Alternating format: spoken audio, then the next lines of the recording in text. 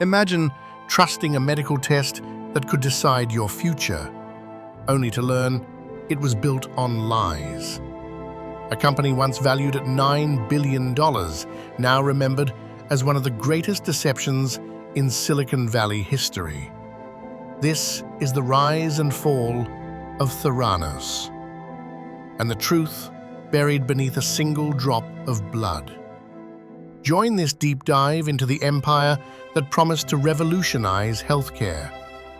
Theranos claimed it could run hundreds of blood tests from a single finger prick. Investors believed it. The media celebrated it. And for a moment, the world thought the future of medicine had arrived. But behind the black turtlenecks, the billion-dollar valuation, and the carefully crafted myth of Elizabeth Holmes, something darker was taking shape. Theranos began with a vision that felt almost magical. No needles, no vials, no waiting days for results. Just a tiny drop of blood and instant diagnostics. For patients with chronic illnesses, for people terrified of needles, for anyone who wanted more control over their health, this sounded like a miracle. Elizabeth Holmes, a Stanford dropout with a hypnotic sense of conviction, promised to democratize healthcare. She spoke about saving lives, preventing disease, and empowering patients. Her mission was noble. Her confidence was absolute. And Silicon Valley loves a founder who believes. As Theranos grew, the media couldn't get enough. Holmes appeared on magazine covers, morning shows, and conference stages. She was hailed as the next Steve Jobs, complete with the black turtleneck uniform. Theranos claimed its proprietary device, the Edison, could run hundreds of tests: cholesterol, infections, cancer markers, hormone levels, and more, all from a single drop of blood. The secrecy only added to the mystique. No one outside the company had seen the technology, but Holmes insisted it worked. And for a while, the world believed her. Behind the scenes, scientists were raising questions. Competitors doubted the physics. Regulators asked for data that never came. Theranos dismissed concerns as ignorance. Holmes insisted critics simply didn't understand the innovation. But inside the labs, employees were beginning to panic. The machines didn't work. The tests were unreliable. And the pressure to deliver was suffocating. Holmes wasn't just building a company, she was building a persona.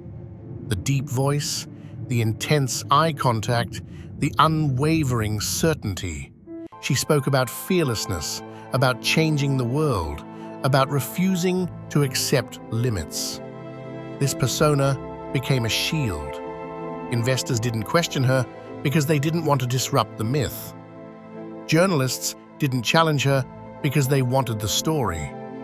Board members didn't push back because they were dazzled by her ambition. Holmes understood something powerful. People don't invest in technology, they invest in belief. And she gave them something to believe in. If stories like this fascinate you, support the channel. Like the video, share it with someone who loves business deep dives, and subscribe to Business Failures. Your engagement helps bring these investigations to life. Theranos' core technology was supposed to be revolutionary, but inside the labs, engineers were fighting a losing battle. The Edison machines overheated. They produced inconsistent results. They couldn't run more than a handful of tests, and even those were unreliable. To hide the failures, Theranos secretly used commercial lab machines from other companies.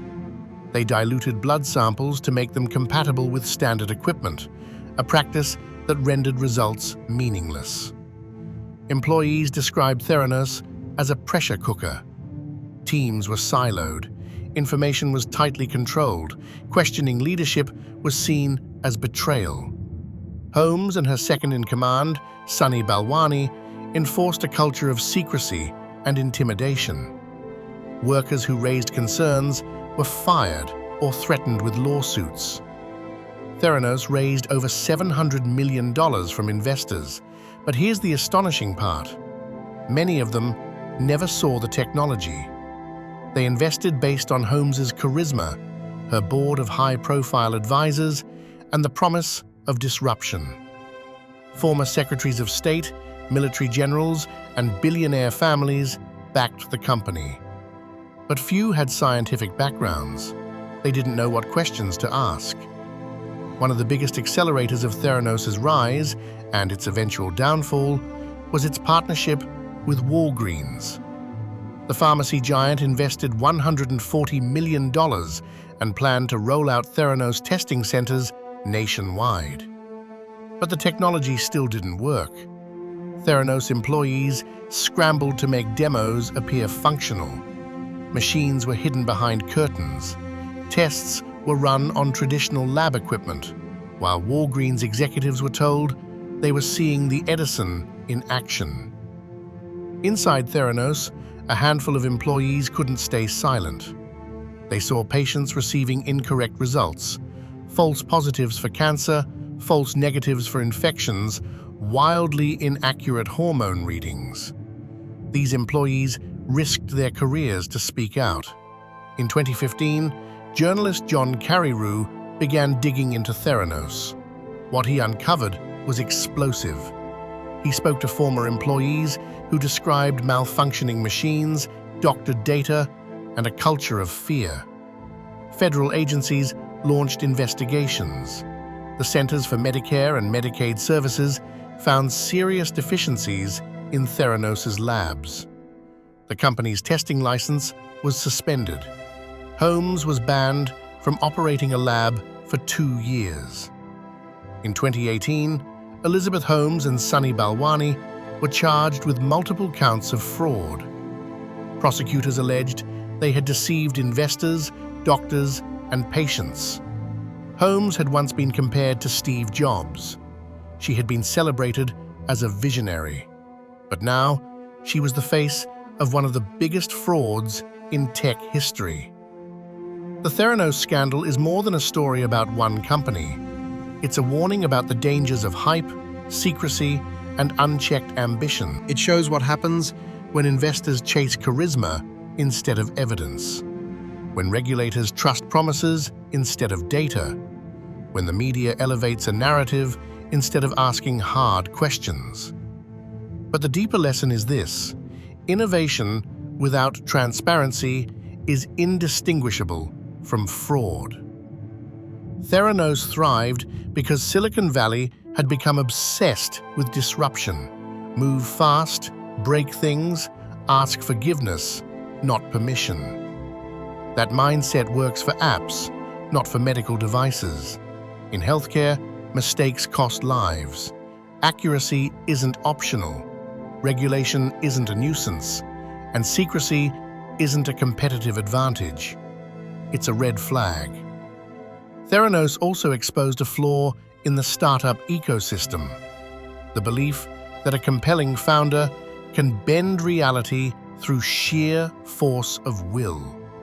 Investors didn't demand data, they demanded a story, and Holmes gave them one. The board of directors was filled with political powerhouses, not scientists.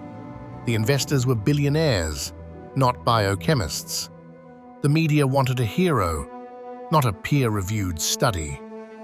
Theranos succeeded because everyone wanted it to succeed, and that collective desire blinded them to the truth.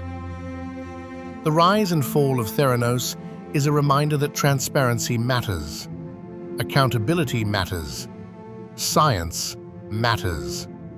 A company that promised to revolutionize healthcare instead became a symbol of deception, and its collapse reshaped how the world views Silicon Valley, biotech, and the culture of disruption.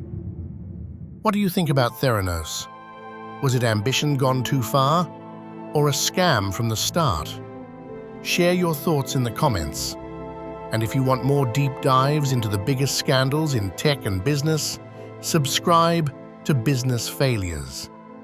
The next story might change how you see the world.